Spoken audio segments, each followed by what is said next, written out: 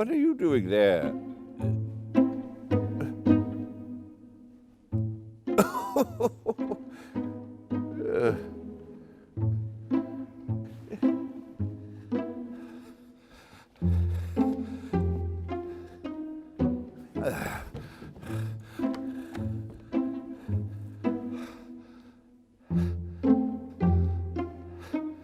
Was I catching a train?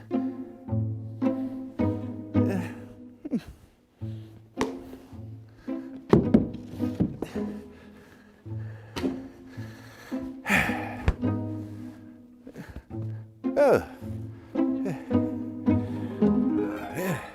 Oh. Yeah. Oh. Hello.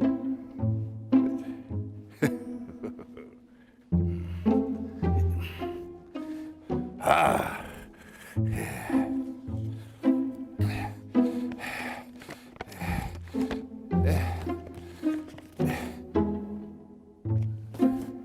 Market Harborough, I must call Frances. If she would know. Oh! Phone! Yes, hello, operator. I'd like to place a call to Beckett's. Hello? Hello? Oh, that's odd.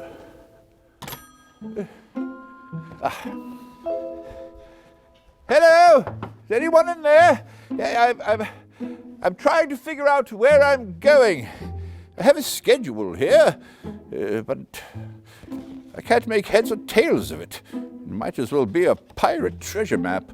I rather wish it were a pirate treasure map, because then there would be an X to mark the spot. I say, hello? Ahoy! Is there anyone about? I'm trying to figure out where I'm going. Or how I got here. Perhaps this is all a dream.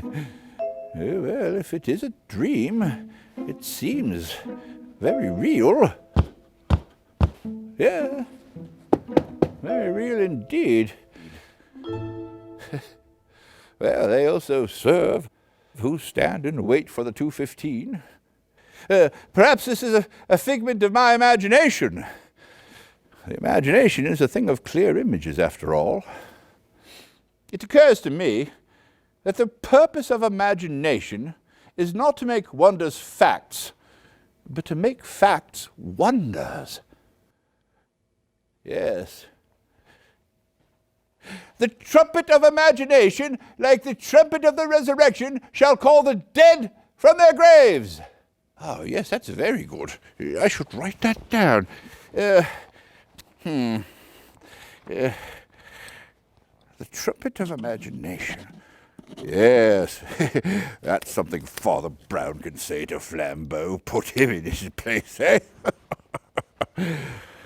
Well, if imagination is to set sail, then I suppose a train terminus is the perfect port for it to set sail from. A trade terminus is often the very real and actual first steps of an adventure. So it is rife with the air of anticipation, which assails the imagination.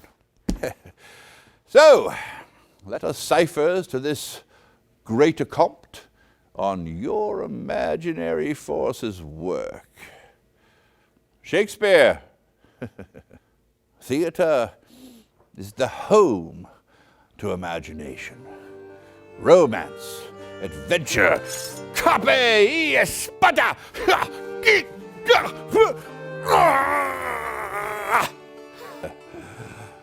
Can you imagine the entrancing spell cast over more than 2,000 audience members on Shakespeare's wooden O, his Globe Theatre, from the wealthiest of wags to the filthiest of London's alleyways, all brought from laughter to tears, from battlements to fairy bowers, transported on the wings of imagination, held aloft by the soft and fierce wind that blew from Shakespeare's pen.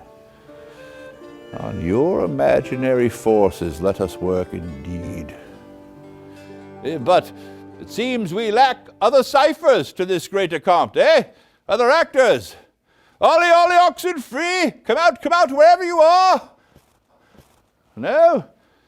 Well, if this is to be a soliloquy, then it shall be a magnificent one. At least in a soliloquy, one knows what his opponent is likely to say.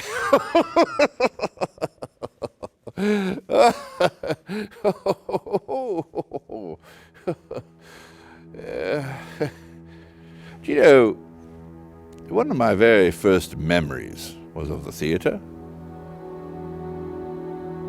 My father built for me a little toy theater out of colored pasteboard. And I believe that one of my very first memories was of a scene in that little theater. There was a figure. He had a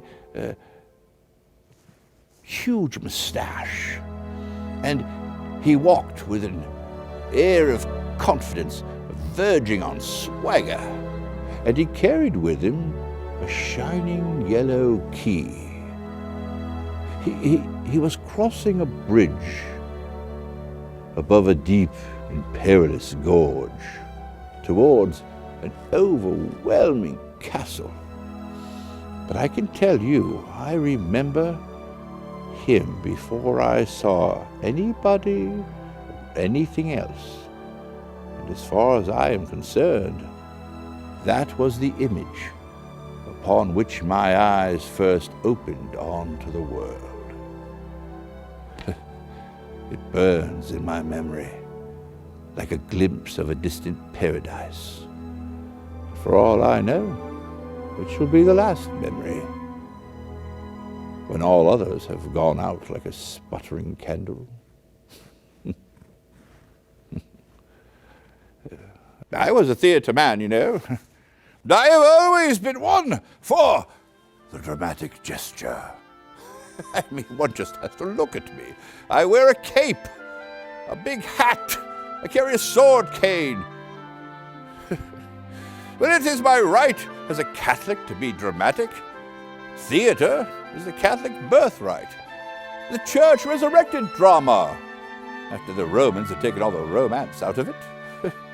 I think it's safe to say that St. Francis of Assisi with his nativity play, along with the likes of Roswitha and Hildegard and the Benedictine monks who wrote Quem Quietus, that trope that went from the sanctuary to the stage, all of them combined returned drama to Western civilization. St. Francis certainly was one for dramatic gesture. What could be more dramatic? Speaking to the birds, complimenting Brother Dandelion on his golden crown, cautioning Brother Wolf, or traveling to the land of the Muslim himself to convert him. Yes, what could be more dramatic than standing in the center of town surrounded by the bishop and all the townspeople and taking off all your clothes and throw them at your father's feet and claim that you belong to God alone and that he was your only father? Yes, the entire joy of St. Francis was a dramatic awakening in and of itself. Francis was a man who did not see the wood for the trees because he wanted to see each and every tree as a separate and sacred thing, a child of God, and therefore a brother or a sister to man in this astounding drama of creation. Francis was a poet, and his whole life was a poem written to the glory of God in every word and action. It was Francis who said, "A monk should place no importance on anything but his harp," meaning he should value nothing else but his song. the song with which he, like a minstrel, was to serenade every castle and cottage he came upon, a song that spoke to the joy of the Creator in his creation, whether it be the smallest flower of the field or the beauty of the brotherhood of men, a song that spoke to the constant and prevailing dramatic state of awe and wonder at the miraculous world around us, and then making oneself available to that wonder, like shepherds, watching their flock by night and sent to a manger to stare in wonder at an infant child.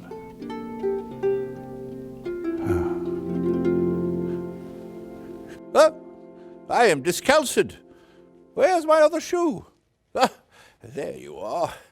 I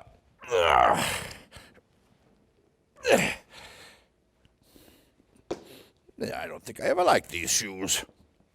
There, a little more like the barefoot saint.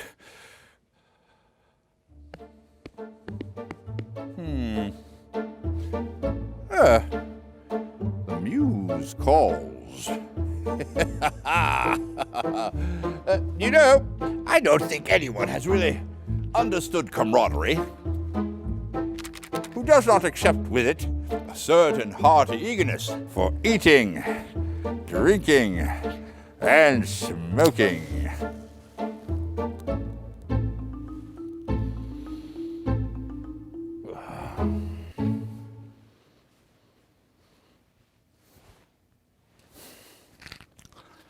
Well, if I can't have nourishment for my soul with a good smoke, then I shall have nourishment for my body with a piece of cheese.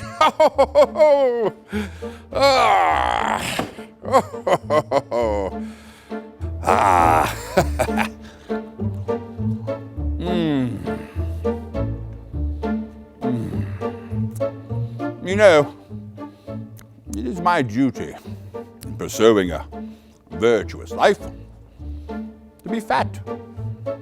No, it's quite serious.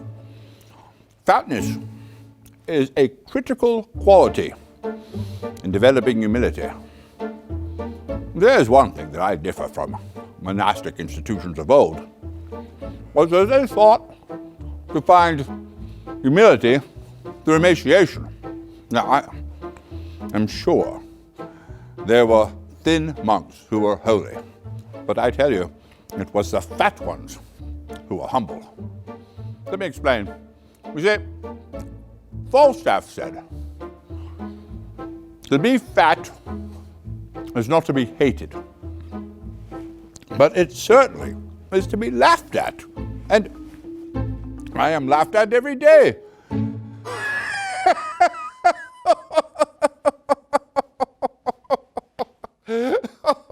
There was a time in America when I was guest lecturing at the illustrious University of Notre Dame. They would send a vehicle every night to take me to my lectures. Now, getting into the vehicle was no problem. It was getting out of the vehicle that proved to be quite challenging. I remember the chauffeur, a very pleasant chap, Johnny Mangan, would say to me, perhaps I should try exiting the vehicle sideways. To which I said, I have no sideways. I am spherical.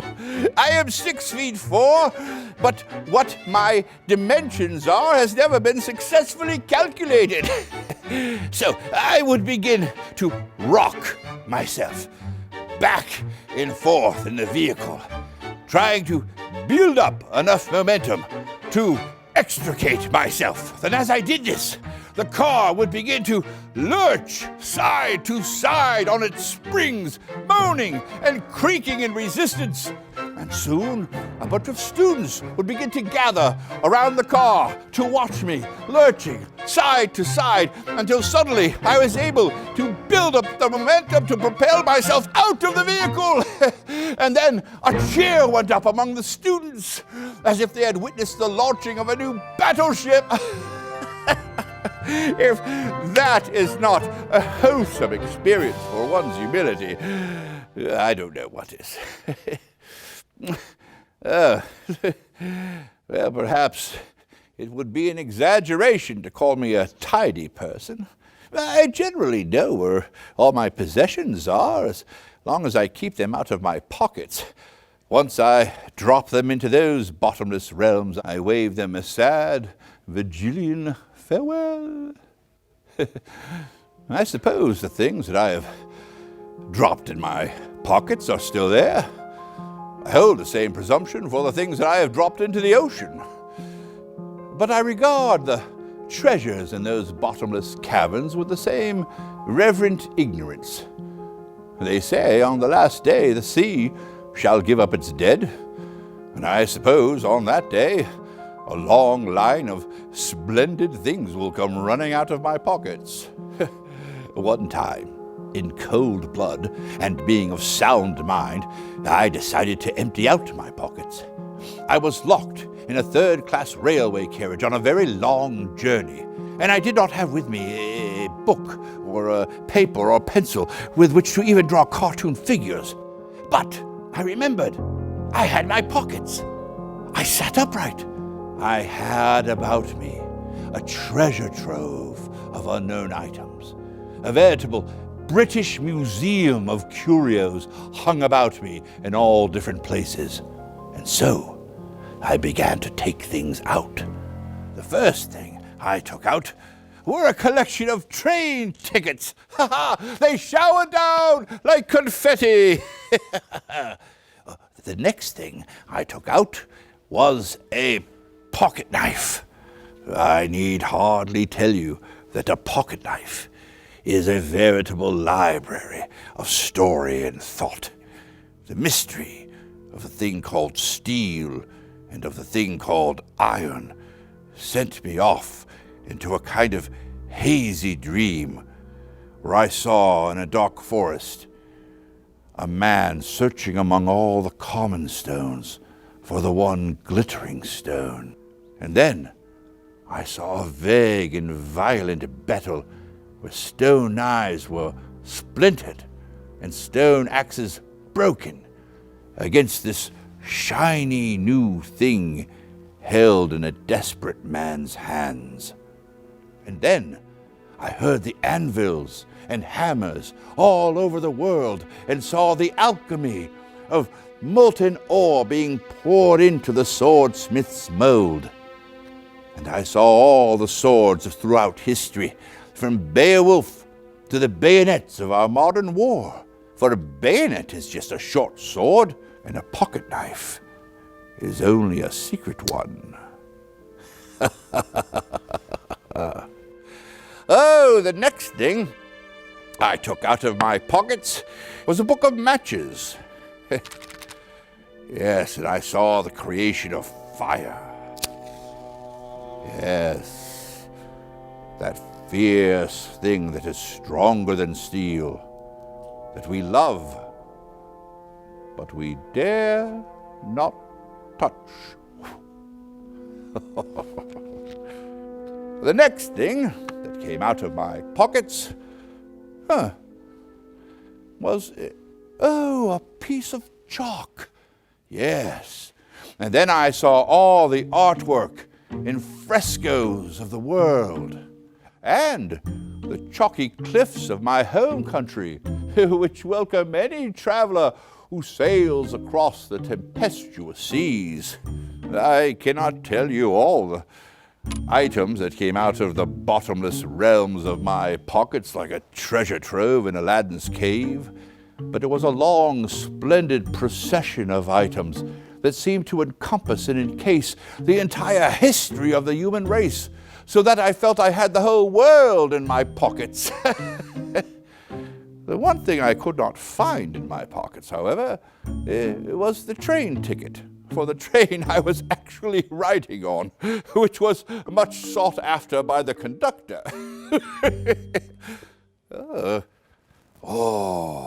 Here is a real treasure, one that you should never leave hearth and home without, certainly not be locked in a third-class rail carriage without, a book of fairy tales, and in this case, the Brothers Grimm.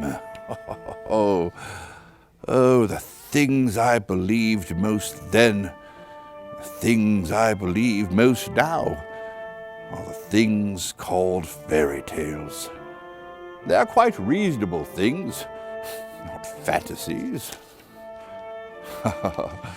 Yes, fairyland is nothing but the sunny country of common sense, the collective wisdom of mankind rolled up in a land of adventurous tales. And they bestow their lessons upon us at a very early age. Fairy tales do not tell children that dragons exist. Children already know dragons exist. Fairy tales tell children that dragons can be killed, that there is real evil in the world, and real courage necessary to slay it. And so, we have the chivalrous lesson of Jack the Giant Killer. But giants should be killed because they are gigantic. It is a manly mutiny against brutish forces exercised from above, such as a prideful, tyrannical government, even pride itself.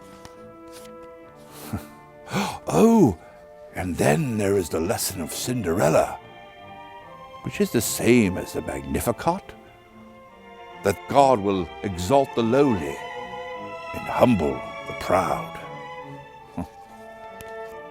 And then there is the great lesson of Beauty and the Beast, that a thing must be loved before it is lovable.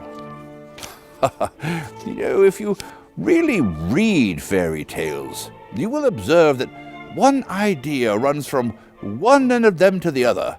The idea that peace and happiness can only exist on some condition. The whole happiness of fairyland hangs upon a single thread. Cinderella may have a dress of unearthly, dazzling brilliance, but she must be home before midnight. She must abide by the rules of happiness, even if there is only one rule, such as you must not eat the fruit of a certain tree in the garden. No, fairy tales are not responsible in producing in children fear of things non-existent, but fear of violating the sacred order of happiness. And moreover, fairy tales provide children with the courage of a St. George to kill the dragon that threatens that sacred order from without. Do you know, the one attribute that attracts almost all normal adults to children is the same attribute that attracts children to fairy tales, and that is that children are imbued with a sense of wonder.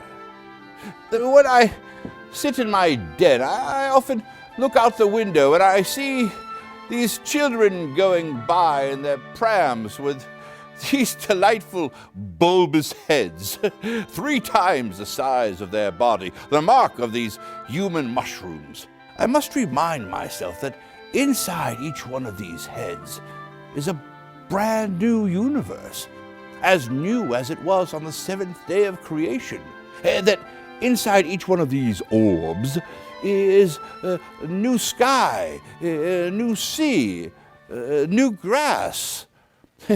A child will often stare at a cricket or a flower as if it is seeing it for the very first time, and often is.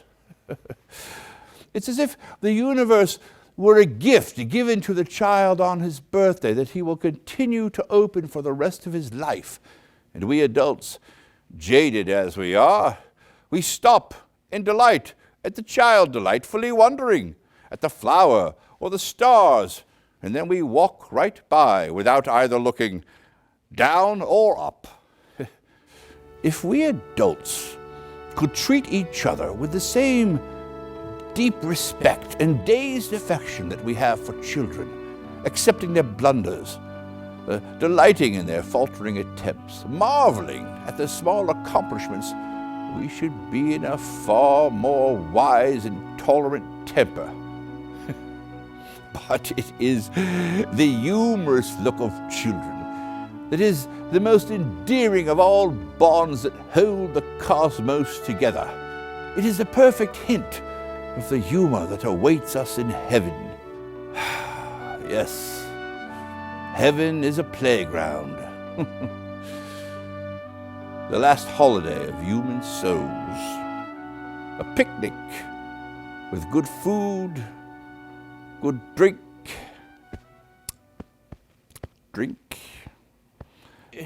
You know, I think I've become quite parched with all this talking.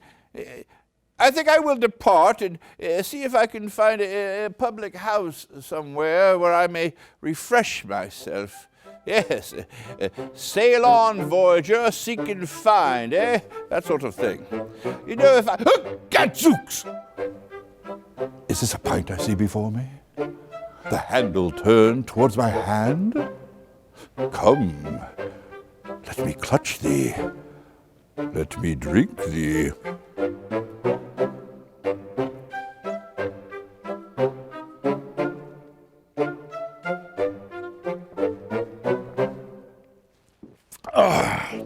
Thank you, my good man.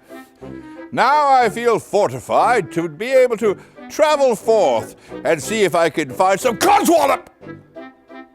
Another? How remarkable.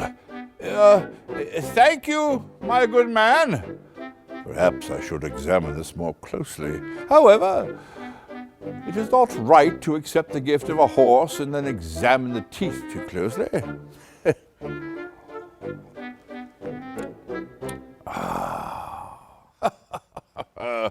And we who sit in sturdy youth and still can drink strong ale, oh, let's put it away to infallible truth that always shall prevail.